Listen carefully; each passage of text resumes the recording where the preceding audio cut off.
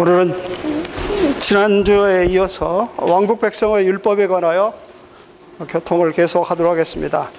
마태복음 5장입니다.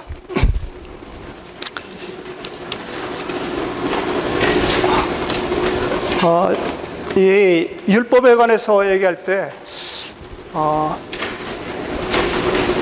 이렇게 율법이 다 끝나서 이제는 우리는 다 율법은 다 폐지되었다 이렇게 말씀하시는 곳도 있고, 또 이 5장에서 마태복음 5장에서 말씀하실 때는 주님께서 17절에 내가 율법이나 신원서를 없애버리러 온 줄로 생각하지 마십시오.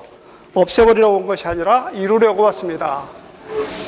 이렇게 서로 이렇게 모순되는 것을 보여주고 있죠. 그래서 우리는 이 율법의 이런 여러 가지 면들이 있는데 이러한 데에 대해서 좀 잘 이해를 해야 될 필요가 있습니다. 율법에는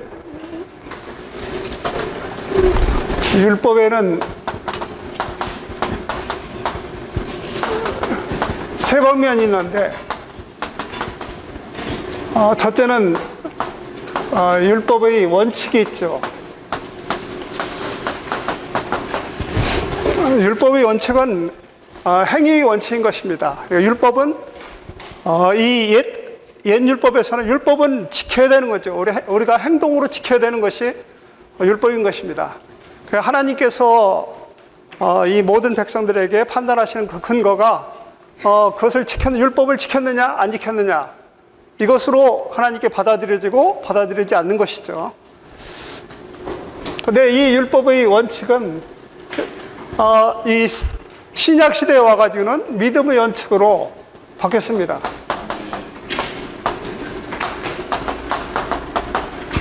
믿음의 원칙으로 바뀌었기 때문에 우리가 의롭게 되는 것은 율법의 행위에서 난 것이 아니라 믿음에서 난 거죠. 믿음으로 우리가 의롭다함을 받게 되는 것이고, 우리가 구원을 얻는 것도 율법의 행위로 구원 얻는 것이 아니라 믿음으로 얻는 것이죠. 우리가 하나님께 기쁘게 받아들여지는 것도 우리가 어떤 행위를 한 것이 아니라 우리의 믿음으로 받아들여지는 것이죠. 그래서 신약에서는 믿음의 원칙으로 바뀌었습니다.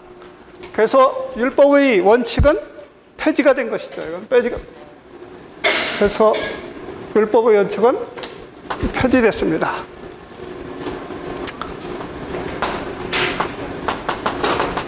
두 번째로는 율법의 의식, 의례가 있죠. 지켜야 되는 이런 그래서 제사를 지낸다든지, 또는 안식일을 지켜야 된다든지, 할례를 행해야 된다든지, 이런 것들은 이걸 뭐라고 할까요? 의식이라고 한가요? 의식? 영어로 리추얼. 이 의식이 있는데, 율법의 의식은 이것은 그림자고 예표고, 이것은 하나의 표징인 것입니다. 그래서 이 실제는 누구냐면은 그리스도이신 것이죠. 그래서 이 신약에서는 율법의 의식을 행하는 것이 아니라 실제이신 그리스도를 누리는 겁니다. 그 실제이신 그리스도가 왔으므로 그림자, 예표, 이런 것들은 다 끝난 것이죠. 그러니까 지금은 안식일의 실제는 누구냐면 바로 그리스도예요.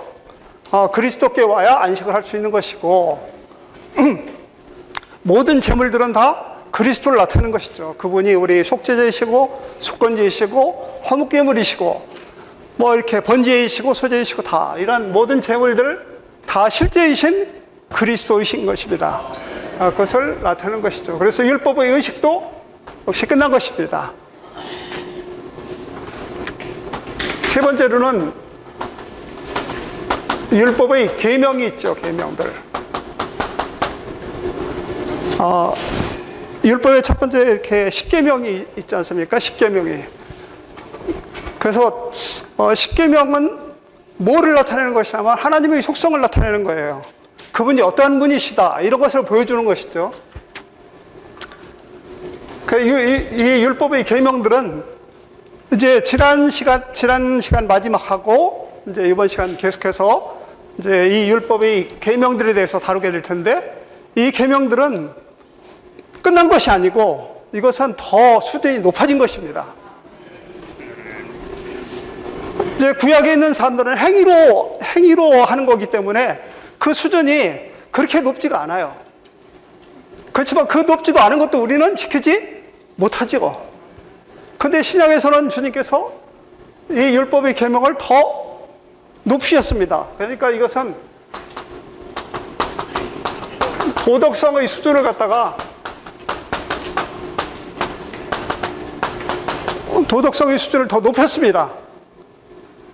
그러니까 율법의 계명은 폐지된 것이 아니에요. 이것은 주님께서 이루시려고 온 것이고, 이것은 그 영을 따라 행하는 우리가 율법의 요구를 이루게 하려 하십니다. 여전히 이루어야 되는 것입니다. 그럼 언제 율법의 계명은 언제 끝나죠? 새 예루살렘에 가면 끝날까요?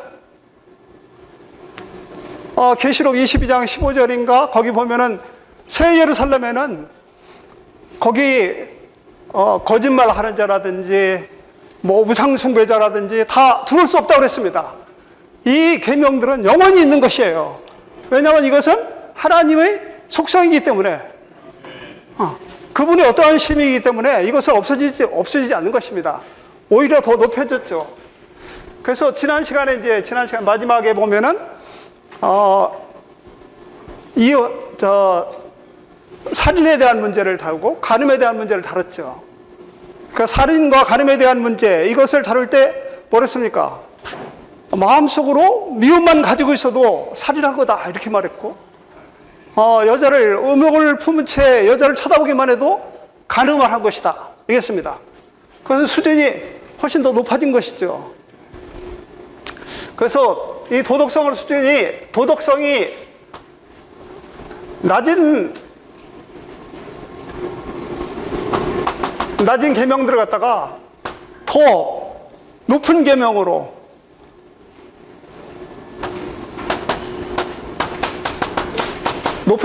이렇게 주님께서 올려주신 것입니다. 그 다음에는 이제 이번 시간에 다뤄야 되는 것은 그런 문제가 아니고, 이거는 잘못된 거야. 그러니까 이걸 갖다가 바꿔주는 거예요. 새로운 것으로 바꾸는. 그러니까 옛날에는 이 육체가 약하고, 사람들이 육체로 행하는 것이 자체가 너무나 힘든 거기 때문에 그것을 보류해줬지만, 지금은 이제 이 새 언약의 시대에는 그걸 갖다가 완전히 새롭게 바꿔주신 것입니다. 그래서 이 낮은 계명을 갖다가 새로운 계명으로, 옛 계명이죠. 옛 계명을 새로운 계명으로 바꾸신 것입니다.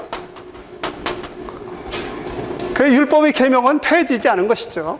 그래서 이 세 가지 방면을 갖다가 우리가 판단해야 될 필요가 있다 이렇게 생각이 됩니다. 아멘.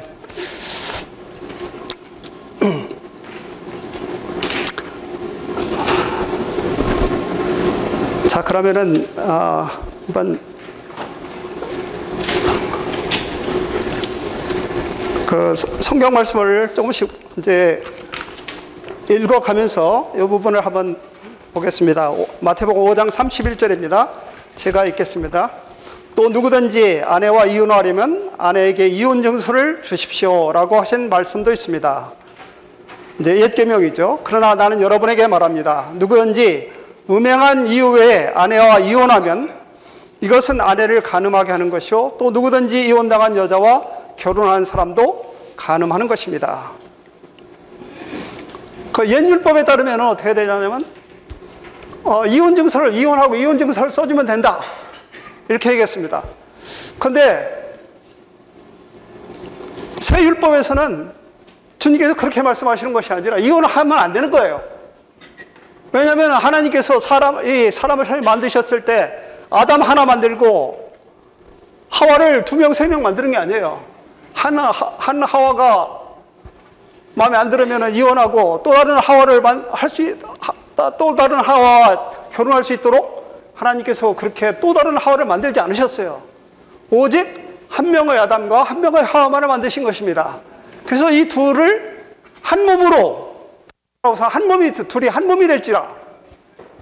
우리 하나님은 하나를 참 좋아하셔요. 하나를 깨는 것을 아주 너무너무 싫어하셔. 그래서 우리 이혼하는 것은 이 하나를 깨는 거 아닙니까? 그것은 하나님의 본성에 거슬리는 것입니다.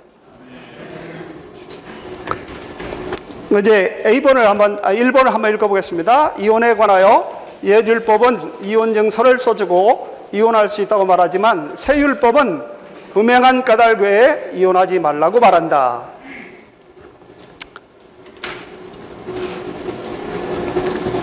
이제 그 비번에 보면 결혼의 관계가 깨질 수 있는 근거 1번, 결혼 관계는 오직 죽음이나 음행에 의해서만 깨질 수 있다. 그러므로 다른 이유로 이혼하는 것은 간음하는 것이다.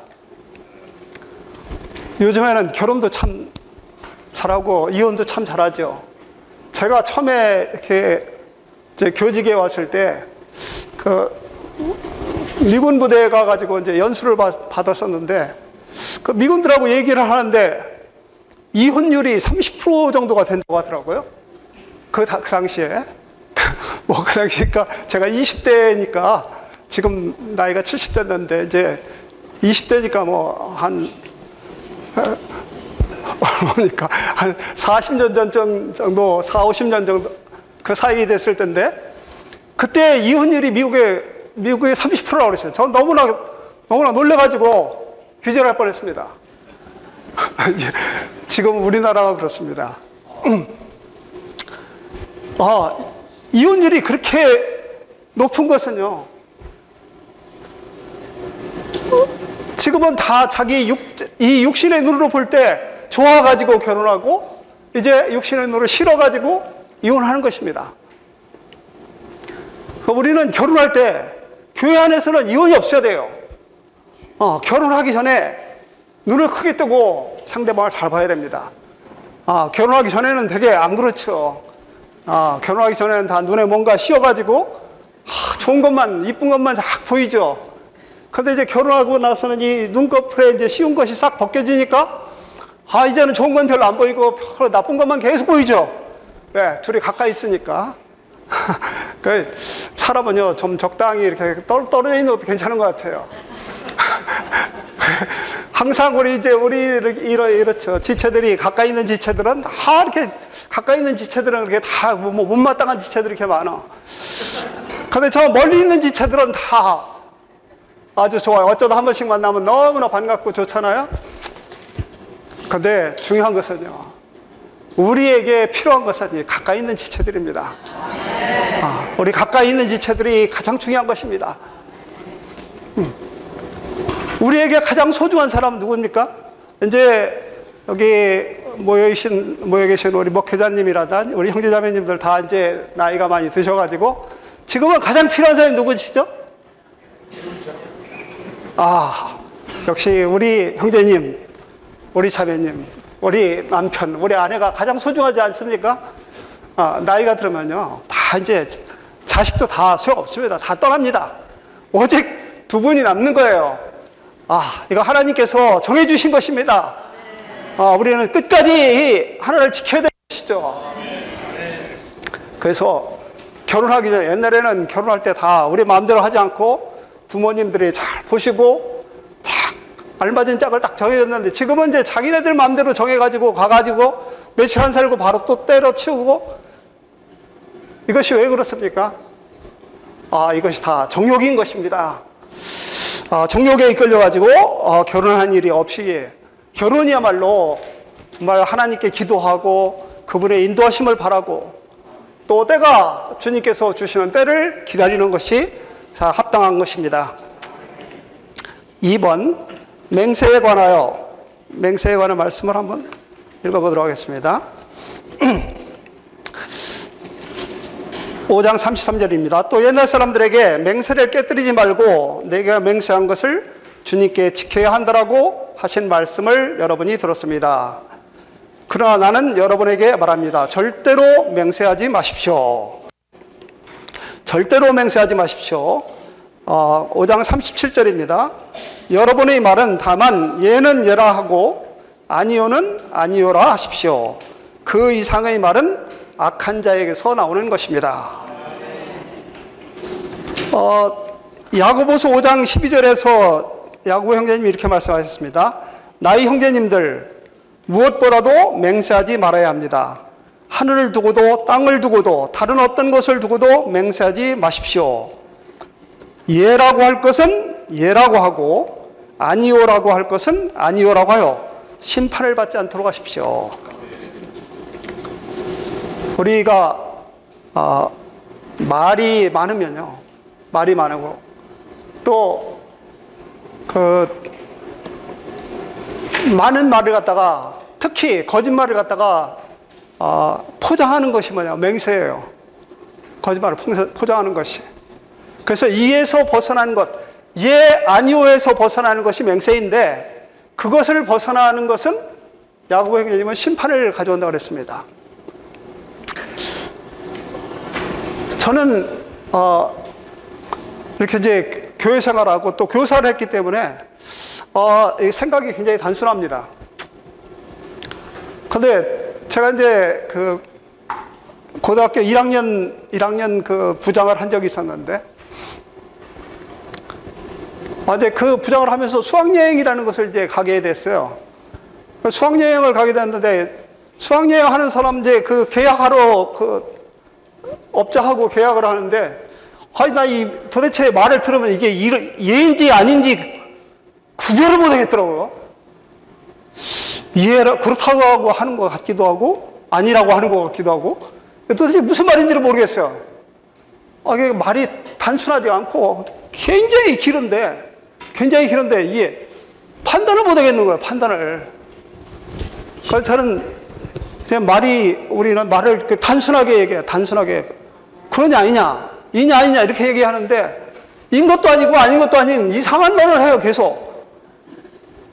마치 요즘 많이 들어보는 정치인들이 하는 말 같은 그런 말들을 막 하는 거예요.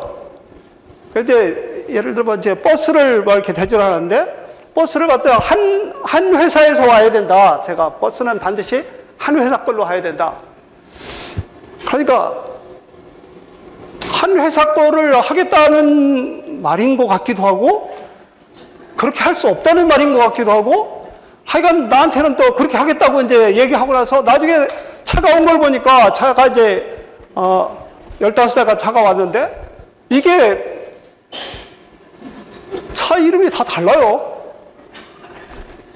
이게 왜 다르냐? 그러니까 또 뭐라고 막 설명을 하는데, 도대체 제가 이해할 수 없는 말들을 막 설명을 하는 거예요. 그러니까 이제 나중에 수학여행 갈 때 이게 차가 막 운전자들이 각각 한 회사에서 온 것이 아니라 막 지입차들이 여러 군데서 와가지고 이 2루 차를 따라서 쭉 가야 되는데, 지가 더 잘한다고 길을 막 아무데나 막 가는 거예요. 그래가지고 어떤 차는 막 논구덩이 가서 빠져있고, 저는 그때, 정말 다르구나. 정말 다른 세상에 살고 있구나. 이런 생각을 많이 했어요. 하여간 말을 단순하게 하지 않으면요, 그 말을 단순하게 하지 않는다는 것은 거짓말을 하고 있다는 것이죠. 자, 우리 한번 읽어보도록 하겠습니다. A번, 왕국의 세율법은 왕국 백성이 어떤 형태로든지 하늘을 두고도 땅을 두고도 예루살렘을 두고도 그들의 머리를 두고도 맹세하는 것을 금지한다. 왜냐하면 하늘과 땅과 예루살렘과 그들의 머리는 그들의 통제 아래에 있지 않고 하나님의 통제 아래에 있기 때문이다. 거짓말을 하는 사람일수록 더 엄청난 것을 두고서 맹세를 많이 합니다. 심지어 어떤 사람은 우리 부모님을 두고도 막 맹세하고 내 자식을 두고도 맹세한다. 그런 맹세는 다 거짓말입니다. 2번, 왕국 백성의 말은 단순하고 진실해야 한다. 1. 왕국 백성의 말은 단순하고 진실해야 하는데, 예는 예라고 하고 아니오는 아니오라고 해야 한다. 그들은 다른 사람들을 많은 말로 설득시키려 해서는 안 되며 진실되고 말을 적게 하는 사람이어야 한다. 2번, 그래서 꼭 기억하십시오. 우리가 필요 이상의 말을 할 때 그 말들은 우리에게서 나오는 것이 아니라 마귀, 즉 악한 자에게서 나오는 것이다. 이것은 우리가 말할 때 악한 자가 우리와 함께 할 수 있다는 것을 가리킨다. 특히 부부 생활, 교회 생활, 여기서 우리는 항상 말을 조심해야 됩니다. 말을. 그 말이 바로 음부의 문을 열어줄 수 있는 것이에요. 우리가 어떤 말을 하느냐에 따라서, 또 얼마나 많은 말을 하느냐에 따라서 음부의 문이 열릴 수 있다는 것을 기억해야 되죠. 그 많은 말들이 또 우리가 부부 사이에서도 친하니까, 친근하니까 말을 막 함부로 하죠. 함부로. 또 상대방의 그 약한 부분을 하필 그것을 그렇게 바늘로 콕 찔러가지고 얘기하고, 다른 사람들이 그렇게 잘하는데 부부 가운데서는 꼭 그렇게 약한 부분을 갖다가 바늘로 꼭 찔러가지고 얘기를 하죠. 왜냐하면 너무 상대방의 약점을 잘 알고 있으니까 한 방에 다운시키려고. 그러나 그것은 우리로 하여금 파멸로 자꾸 이끌 뿐입니다. 주 예수님, 우리는 과도한 말하는 것을 또는 느슨한 말하는 것을 억제해야 되는 것입니다.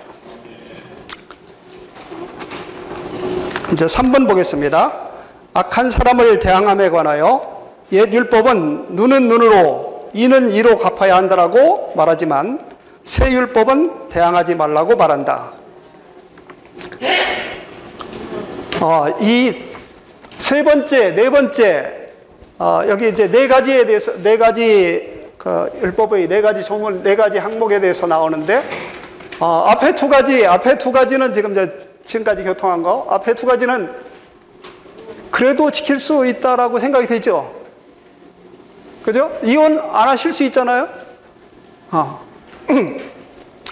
또, 우리가 맹세하는 말 안 할 수 있죠. 그런데 이제 이 부분은 또 다르죠. 한번 읽어보겠습니다. 눈은 눈으로, 이는 이로 갚아야 한다라는 말씀을 여러분이 들었습니다. 그러나 나는 여러분에게 말합니다. 악한 사람을 대항하지 말고 도리어 누가 그대의 오른뺨을 때리거든 왼뺨도 돌려대고 그대를 고소하여 그대의 속옷을 갖고자 하는 사람에게 겉옷까지도 갖게 하며 누가 억지로 1밀리언을 가고자 하거든 그 사람과 2밀리언을 동행하십시오.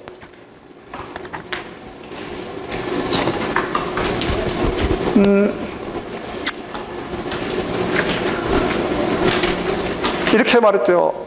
눈에는 눈으로, 이는 이로. 근데 우리의 원래 본성은 어떻습니까? 우리의 본성은 창세기 4장에 있는 라멕과 같아요. 누가 우리를 상하게 하면은 상하게 하는 것이 아니라 죽여버려. 그러니까 그냥 누가 나에게 일을 하나를 갖다가 상하게 만약 했다면은 우리는 10배로 갚아져 버리는 것이죠. 그것이 바로 라멕이 한 원칙이에요. 그 창세기 4장에 이제 누굽니까? 가인의 후예인 라멕이 있지 않습니까? 라멕이 이제 무기 만드는 자 있잖아요. 그 원칙이 뭐냐면 누가 나를 상하게 하면은 죽이는 거예요, 죽여. 그것이 바로 인간의 타락한 본성인 것입니다. 우리에게는 이런 타락한 본성이 있어요. 이것을 과도하게 사용하지 않도록 구약에서는 눈에는 눈으로 지나치게 하지 말라는 거예요. 또 귀는 귀로 이렇게 그 부분에 맞게 이렇게 하는 것이 우리에게 합리적이죠. 그죠? 가장 합리적인 것이라고 생각이 되는데 주님은 우리에게 뭐라고 말씀하시냐면 오른뺨을 때리면 왼뺨도 돌려대라. 속옷을 갖고자 하는 사람에게 겉옷 갖게 하라. 1밀리언을 가게 하거든 2밀리언을 동행하라. 근데 이것을 이제 잘 보셔야 돼요. 그 앞에 뭐라고 되어 있냐면은 악한 사람, 고소하는 사람, 억지로 하는 사람, 우리가 사랑하는 사람, 좋아하는 사람이 1밀리언 가고자 하면은 가자. 그러면은 어떻게 하겠습니까? 2밀리언 가는 거 좋죠. 갈 수 있죠. 사랑하는 사람이 나 저기까지만 데려다 줘. 그러면 그보다 더 많이 데려다 줄 수 있어요. 그렇잖아요? 내가 너무 좋아하는 사람이 지금 너무 가난해가지고 옷이 하나 부족해. 그럼 나는 겉옷까지도 벗어줄 수 있잖아요? 거기 그런 말이 아니고 여기는 누가 그러냐면 악한 사람이 하는 거예요. 악한 사람이, 고소하는 사람이, 또 억지로 하게 하는 사람이. 우리 제일 싫어하는 게 누구냐면은 아마 뭐를 억지로 하게 한다든지, 그거 머리 아픈 고소를 하게 한다든지, 이런 것은 너무 싫잖아요. 바로 이런 사람들이 하는 거에 대해서 우리에게 말씀하시는 것입니다. 자, 거기에 A번을 한번 읽어보겠습니다. 때리는 사람에게 다른 뺨도 돌려대고, 고소하는 사람에게 겉옷까지도 갖게 하며, 강요하는 사람에게 일밀련을 더 동행하는 것은 대항하지 않고 고난을 견디며 또 자신의 유익을 위하여 육체나 혼으로 행하지 않고 왕국을 위하여 영안에서 할 능력이 왕국 백성에 있다는 것을 증명한다. B번도 읽어보겠습니다. 눈은 눈으로 갚겠다며 대항하는 것은 우리가 성질을 내고 있음을 의미한다. 여러분에게 요구하는 사람을 다루려고 하지 말고 여러분의 성질을 다루라. 문제는 우리의 반대자가 아니라 우리의 성질이다. 주님이 우리에게 보내주신 사람이 사랑하고 우리가 좋아하는 그런 사람이 아니고요, 악한 사람이고 고소하는 사람이고 억지로 하게 하는 사람, 이런 사람을 우리 가운데 보내주신 거예요. 그럼 이런 데서 요구하는 주님의 그 요구는 무엇입니까? 주님이 우리에게 알게 하시는 것은 두 가지예요. 첫 번째로는 우리가 지금 어떤 사람인가, 이것을 알게 하시는 거예요. 우리가 어떤 사람인가, 우리가 지금 어디에 있는가, 이것을 알게 하는 것이죠. 그것은 바로 우리가 성질을 내고 있다는 것을 보여주시는 것입니다. 우리 가운데는 성질이 있고 미움이 있고 분노가 있고 이렇다는 것을 주님이 알려주시는 거예요. 두 번째로는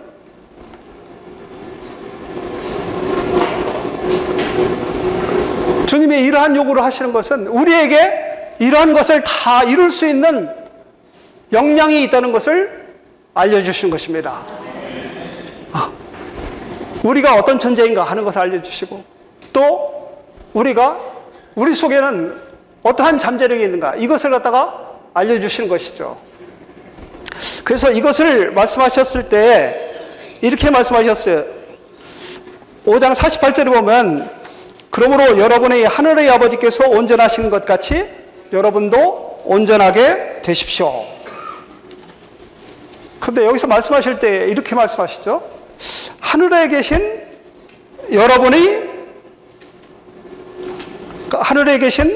하늘의 아버지께서 하늘의 주인께서 이렇게 말씀하신 것도 아니고, 하늘의 하나님께서라고 말씀하신 것이 아니라 하늘의 아버지께서라고 말씀하셨어요. 아버지라고 말씀하신 것은 바로 우리가 자녀인 것을 말하는 것입니다. 자녀인 것을 말하는 것이죠. 우리 하나님께서 완전하신 것 같이 우리가 완전해지라, 이건 너무 힘든 거예요. 그러나 아버지가 온전하니까 아들도 온전해지라, 그것은요, 우리가 아버지의 생명을 가지고 있는 것이고 또 아버지의 본성을 가지고 있기 때문에 언젠가는 그 일이 이루어지는 것입니다.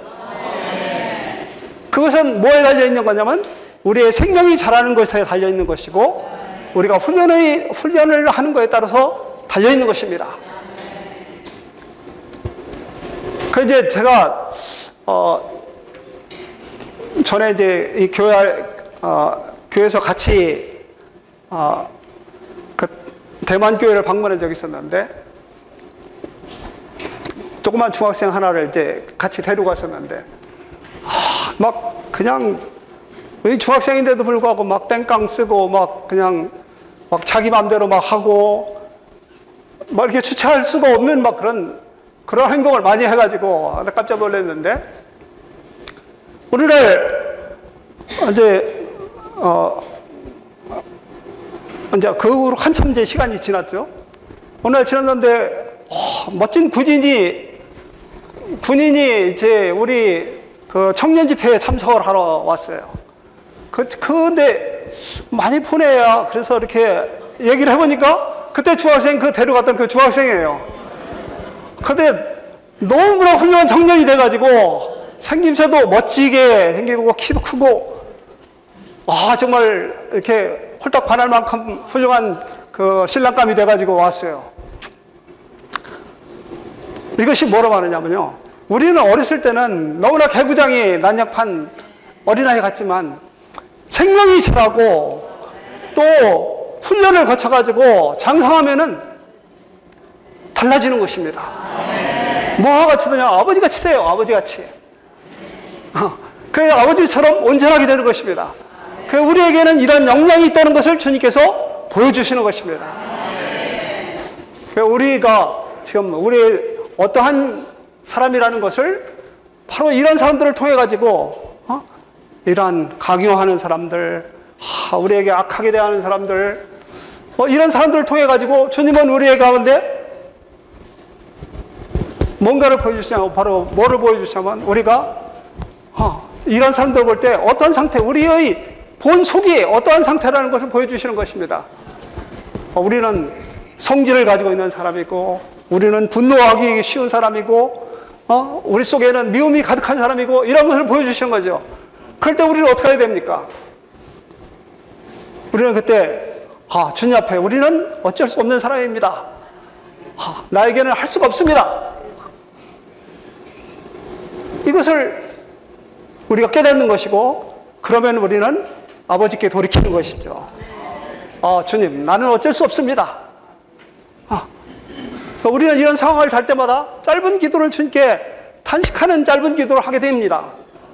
주님, 저는 형편없는 사람입니다. 저 속에는 분노가 가득한 사람이고, 우리 대하는 사람들에게 미움이 가득한 사람이고, 우리 이렇게 이 집회에 이렇게 오실 때 운전해 보시면은 속에서 부글부글 막 끓는 게 많죠. 여기서 얼마 안 되는 그 거리를 올 때도 속에서 부글부글 끓을 때가 많이 있죠. 그것이 우리의 어떠함을 갖다가 보여주시는 것이고, 그것으로 말미암아 우리는 아버지께 돌이키게 되는 것이고, 그러면 아버지께서 우리에게 빛을 비추사 우리 속에 어떠한 역량이 있다는 것을 보여주시는 것입니다. 그것이 우리에게 이것들을 다 감당할 수 있는 역량이, 천국 백성의 역량을 우리가 가지고 있다는 것입니다. 그래서 마지막으로 우리가 우리 속에 있는 생명 주시는 영, 그 영이 우리 안에 들어와 가지고 우리의 영과 하나 된 그 영을 따라서 행하면은 율법의 요구가 자연스럽게 이루어진다는 것을 보여주시는 것입니다. 아멘.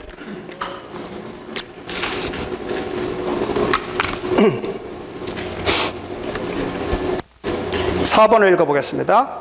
원수들에 관하여 옛 율법은 너희 이웃을 사랑하고 너희 원수를 미워하여라 라고 말하지만, 새 율법은 여러분이 원수를 사랑하고 여러분을 박해하는 사람을 위하여 기도하십시오 라고 말한다. 정말 3번, 4번은 우리가 육체로 이룰 수 없는 것이죠. 왜? 육체가 연약하여 할 수 없는 그것을 누가 하신다? 하나님은 하시나니. 바로 이것은 우리가 하라는 것이 아니라, 우리가 할 수 있는 것이 아니고 바로 아버지께서 하시는 것입니다. 아버지께서 우리에게 주신 그 영으로 할 수 있는 것이죠. A번 한번 읽어보겠습니다. 모든 새 율법들은 우리의 타고난 사람, 타고난 맛, 성질을 죽임. 아멘. A번의 2번입니다. 이것은 우리가 자신으로 말미암아 사는가, 그리스도로 말미암아 사는가를 증명하는 시험이다. 모든 율법은 우리의 존재를 만지며 우리를 십자가에 둔다. 이 모든 율법이 우리의 타고난 사람, 우리의 천연적인 취향, 우리의 성질을 죽인다. 아멘. 그 다음에 B번입니다. 하늘의 아버지의 아들로서 행함. 거기에 3번을 읽어보겠습니다. 왕국의 실제 안에서 왕국의 새 율법을 지키는 왕국 백성은 왕국의 출현 안에서 보상을 받을 것이다. 보상은 구원과 다르다. 구원받을 수는 있으나 보상받을 수 없는 사람도 있다. 우리에게는 앞에 놓여 있는 것이 뭐가 있습니다. 우리에게는 왕국이 있어요. 왕국이 보상으로 기다리고 있는 것입니다. 그래서 이 왕자는요, 원래 편하지 않아요. 왕자는 왕자, 왕의 아들, 왕좌가 아니고 왕자. 왕자는요, 편하지 않습니다. 우리가 생각할 때 왕자로 태어나면 대단히 좋을 것 같죠? 보통 사람보다 훨씬 피곤합니다. 보통 사람이 받는 교육보다 훨씬 더 높은 교육을 받고 더 많은 교육을 받아요. 우리는 항상 이렇게 밖에 볼 때 밖에 나타나는 것만 보기 때문에 권세 부리는 거, 뭐 잘 먹는 거, 이렇게 뭐 이런 것들 밖에 있는 것들만 보지만 실제로 속에서는요 너무너무 힘들어해요. 그래서 이 왕자들이 훈련을 받다가 빗나간 왕자들이 많이 있어요. 그래서 여러분들 이제 뭐 다 아시겠지만 세종대왕의 형님도 있잖아요. 양녕대군이 아주 능력 있는 사람이지만 이 왕의 훈련을 받다가 포기했어요. 우리가 역량만 가지고 있다고 해가지고 되는 것이 아니고 우리는 여기서 잘 훈련을 받아야 될 필요가 있습니다. 그 훈련을 받으면은 그러면 나라가 그의 것이 되는 것입니다. 우리에게도 주님께서 이러한 역량을 주셨지만 우리는 이것을 잘 훈련을 해가지고 잘 훈련해서 그 나라를 상속받도록 훈련을 받아야 될 필요가 있습니다.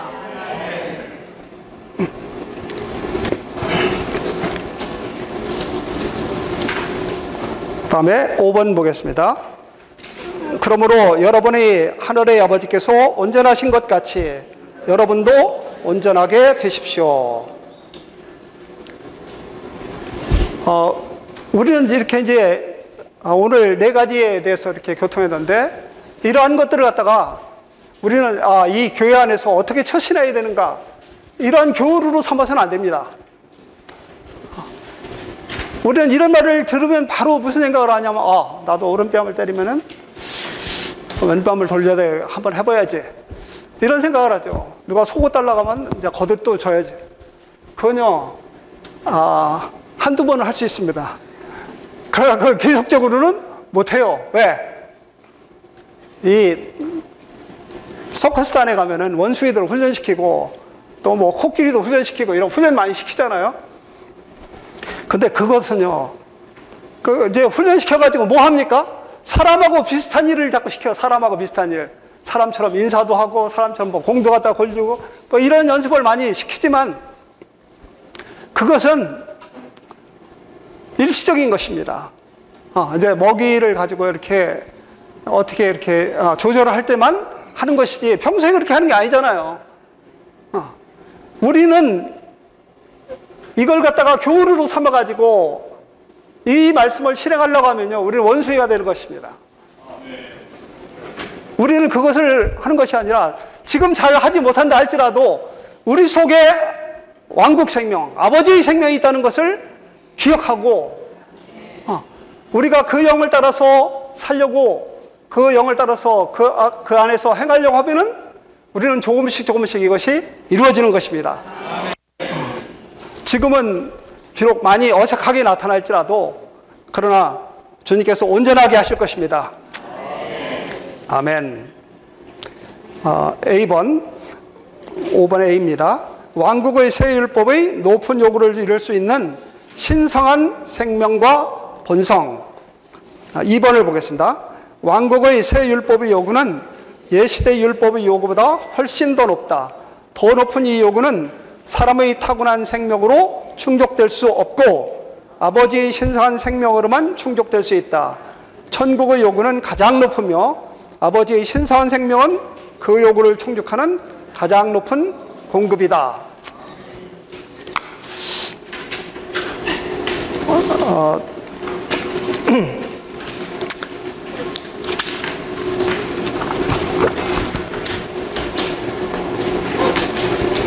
마태복음 5장 45절 여기를 한번 읽어보겠습니다. 이렇게 해야 하늘에 계신 여러분의 아버지의 아들들이 될 것입니다. 아버지는 그분의 해를 악한 사람과 선한 사람 위에 떠오르게 하시며 비를 의로운 사람과 불의한 사람에게 내리십니다.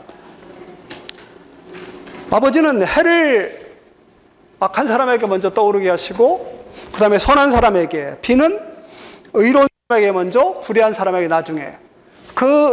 이렇게 기록한 거예요. 아버지에게는 선한 사람, 악한 사람, 의로운 사람, 불의한 사람에게 편견이 없으신 분이십니다. 이제 왕국에서는 그렇지 않겠지만 지금 이 땅에서는 은혜의 시대이기 때문에 모두에게 주님은 아무 편견 없이, 아무 편애 없이 은혜를 베풀어 주십니다. 교회 생활이라든지 가정 생활이라든지 이런 데서 제일 어려움이 뭐냐면 형제들이 여럿이 있는데 그 중에 누구를 편애하는가. 이 편애하는 것에 의해서 요셉이 많은 어려움을 겪었죠. 저는 학교 다닐 때가 아니라 학교 교사할 때 학생들에게 편견을 안 갖기 위해서 생활기록부를 안 봅니다. 생활기록부를. 6개월이 지날 동안, 이제 6개월 지나면 이제 생활기록부를 좀 기록하게 되어 있는데 6개월이 될 때까지 생활기록부를 안 봐요. 왜냐하면 전년도 기록은요, 읽어보면은 사람의 눈을 좀 멀게 해요. 그래서 어떤 아이는 똑같은 행동을 해도 좋게 쓰여진 아이가 하면, 녀석 굉장히 활발하고 발랄하고 좋네? 근데 똑같은 행동을 나쁘게 기록한 애들 거를 보면요, 쟤 왜 이렇게 심란하지? 쟤는 혹시 ADHD? 뭐 이런 생각을 갖게 해요. 편견을 갖게 해요, 편견을. 우리는 교회 안에서나 또는 가정에서 우리 자녀들을 돌볼 때나 편견이 없어야 되는 것입니다. 나중에는 나쁜 아이들이요, 개구장이들이 더 효도합니다.